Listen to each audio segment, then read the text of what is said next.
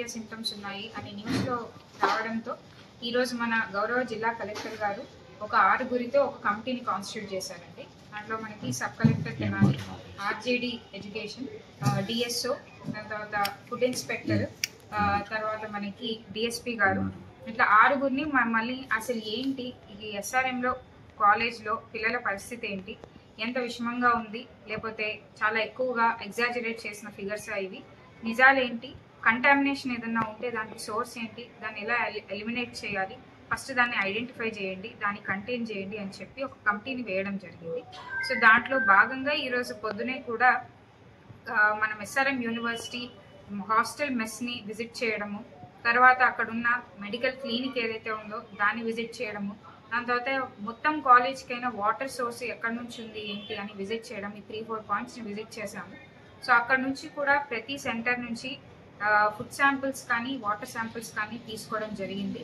వాళ్ళు ఫుడ్ ఏదైతే వండుతున్నారో అక్కడ గ్రోసరీస్ ఎక్కడి నుంచి వస్తున్నాయి, అలానే ఏ ప్రొసీజర్ ఫాలో అయ్యి వాళ్ళు వండుతున్నారు, అక్కడ పనిచేసే వాళ్ళు ఎలా అన్ని ప్రోటోకాల్ ఫాలో అవుతున్నారా లేదా, FSSAI స్టాండర్డ్స్ ప్రకారం ఉన్నాయా లేదా అని చెప్పి డీటెయిల్గా కూడా ఇంకా మనకి టీం అక్కడే ఉన్నారండి, 2 టీమ్స్ ఉన్నాయి. సో వాటిని పెట్టి ఆ ఇన్వెస్టిగేషన్ ఎంక్వైరీ ఆన్గోయింగ్గా ఉంది.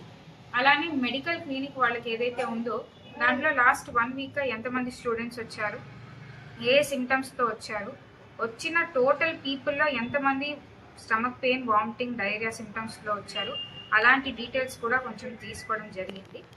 దాంతోపాటు వాటర్ అనేది అసలు ఎస్ఆర్ఎం యూనివర్సిటీకి ఎలా వస్తుంది, అది CRDA నుంచి మరియు బయట పురగల నుంచి వాళ్ళు తీసుకున్నారు. సో దాన్ని వాళ్ళు ఇంటర్నల్గా ఏ ప్యూరిఫికేషన్, ఏ ట్రీట్మెంట్ మెకానిజంని ఫాలో అవుతున్నారు, అదంతా కూడా ఎలా చేస్తున్నారని RWS వాళ్ళతో వెళ్ళి చూసాము. ఆ శాంపిల్స్ కూడా తీసుకున్నాము. వేరియస్ పాయింట్స్ ఇన్లెట్స్లో శాంపిల్స్, అలానే అవుట్లెట్ శాంపిల్స్ కూడా తీసుకున్నాము. సో ఏదైతే మనం వాటర్ని వాష్రూమ్స్లో వాడతామో, ఏదైతే వాటర్ని వీళ్ళు తాగడానికి వాడుతున్నారో, ఏదైతే వాటర్ని ఫుడ్ వండడానికి వాడుతున్నారో అన్ని శాంపిల్స్ కూడా తీసుకున్నాము. సో వాటన్నిటిని కూడా ఇప్పుడు టెస్ట్ చేసి మనం రిజల్ట్స్ని అవైట్ చేస్తున్నాము. దాన్ని బట్టి ఎంత మాత్రం అక్కడ మనకి ప్రాబ్లం ఉంది అనేది మనము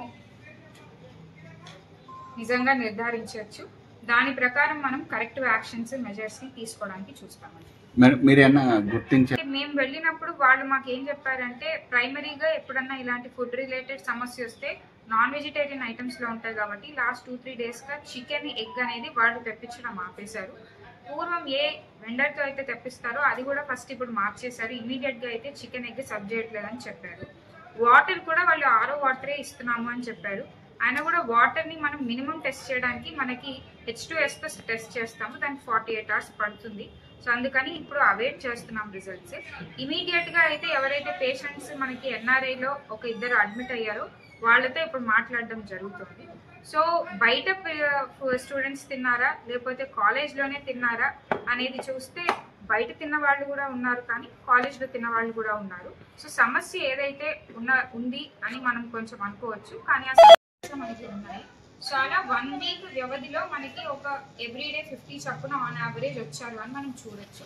సో అలా అయితే 50 ఒక ప్రతిరోజు 50 ఒక 6 days వేసుకున్నా మనకి కొంచెం సీజబుల్ అమౌంటే ఉంది. కాకపోతే ఒక విషయం ఏంటంటే, టోటల్గా భోజనం చేసే విద్యార్థులు, టీచర్స్ కానీ స్టాఫ్ కానీ కూడా 6,000 మంది ఉన్నారు. సో 6,000 మందిలో ప్రతిరోజు 50 మంది వస్తుంటే అది అలార్మింగ్ ఫిగర్ అనేది వాళ్ళు రికగ్నైజ్ చేశారా లేదా అనేది కూడా ఒకటి మ్యాటర్ ఆఫ్ మన డేటా ఉంది.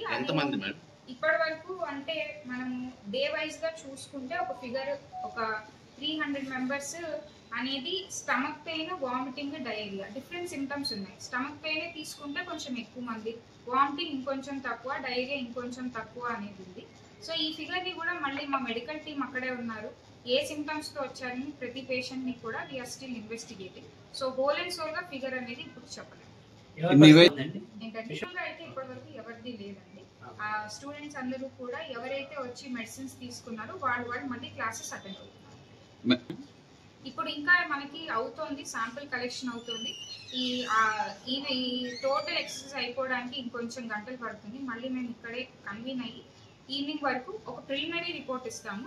టోటల్ కంటామినేషన్ ఏంటి ఏది అనే దానికి మనము టెస్ట్ రిజల్ట్స్ అవైట్ చేస్తాం. ఫస్ట్ మనం దీన్ని కంటైన్ చేయడానికి చూస్తాము, నెక్స్ట్ మళ్ళీ ఇది ఫర్దర్గా రిపీట్ అవ్వకుండా ఉండడానికి. సో దాని తర్వాత district administration and also government will give us some SOP, higher education department also. దాన్ని బట్టి they will take necessary action.